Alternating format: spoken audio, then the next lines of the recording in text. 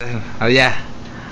A mí los chismes me vienen guangos porque soy inquilino de Don Marrambo. El recodo se me botea el cuarto, todo el dinero se lo tragan tacos. Se los compra doña Xochitl, por eso está recochi.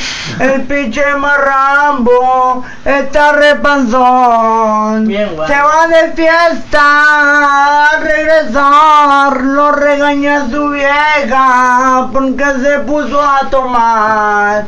Se pinchan las caguamas, nos ponemos bien pedos.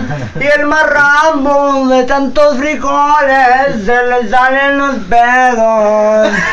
Aquí seguimos pisteando con un pinche tequila. Aquí seguimos tomando y el Marrambo bien pilas. Juegan los galácticos, el güey es defensa, no la arma ni mierda, por eso lo meten a la banca.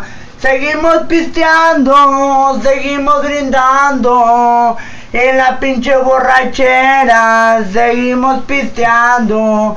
El Marrambo se pone a comer tortas, por eso se le hace esa pinche panzota.